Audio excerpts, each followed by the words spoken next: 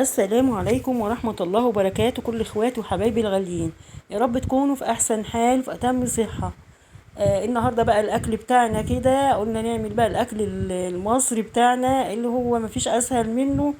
ومهما عملنا طبعا يا جماعة برضو بنرجع للاكلات المصرية والطبخ المصري بتاعنا اللي هو بيبقى بسيط وسريع.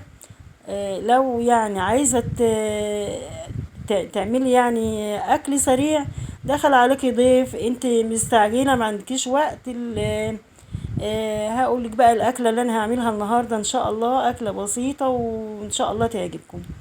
اول حاجه طبعا انا سلقت اللحمه زي ما شفتوا كلنا عارفين. طبعا انا بضيف عليها شويه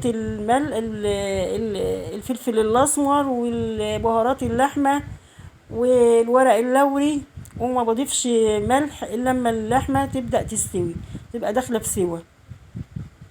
وكمان بضيف عليها يعني بصلايه مقطعه وطماطمايه وبسيبها تستوي بقى. وهنا انا عملت التسبيكه بقى بتاع الاكله بتاعتي. انا هعمل معاكم بطاطس مطبوخه. التسبيكه بتاعتها بعملها بالثوم.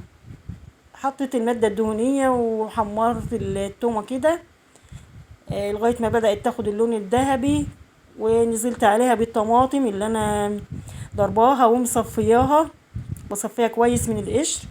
وحطيت بقى الحياء بتاعها بقى، التوابل بتاعتي ملح وفلفل اسمر وكزبره وكمون وشويه شطه، طبعا الشطه دي اختياري. وبحط كمان بتاع تلت معلقه سكر. كده الطماطم بتاعتي بدأت تتسبك بقى وتتقل. كلنا عارفين طبعا يعني الطبخ المصري بتاعنا والتقلية والحاجات دي طبعا.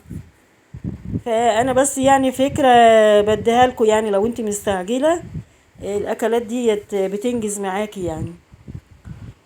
وبعد كده اللحمة بقى اللي انا سلقاها حطيتها عندي في التسبيكة، ونزلت عليها بالبطاطس اللي انا مقطعاها مكعبات كده. وهسيبها بقى لغاية البطاطس ما تستوي. واحنا عارفين طبعا اي طبيخ لازم جنبه الرز، سواء هتعملي رز واحدة وواحدة او رز بشعرية. انا الرز بشعرية برضو بالنسبة لي بيبقى اسرع معايا. فاليوم ده كنت مستعجلة الحقيقة ومش قادرة اقف في المطبخ كتير، فعملت رز بشعرية. بقلب الرز كده مع الشعرية يعني شوية حلوين كده، وببقى ضايفة عليه شوية ملح وشوية فلفل اسمر.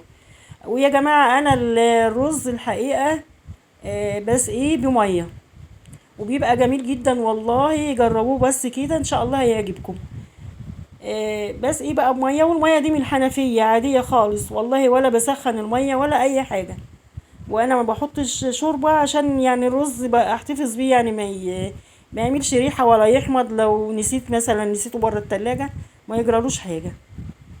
والاكل بتاعنا خلص اهو، ما خدش معايا وقت.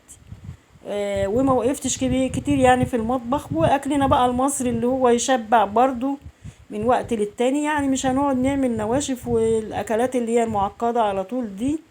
وعملت جنبه كمان شوية سلطة. اتمنى يكون الفيديو عجبكم، واللي عجبه الفيديو يدعمني باشتراك في القناة ولايك حلو كده. والقاكم بخير مع فيديو جديد ان شاء الله.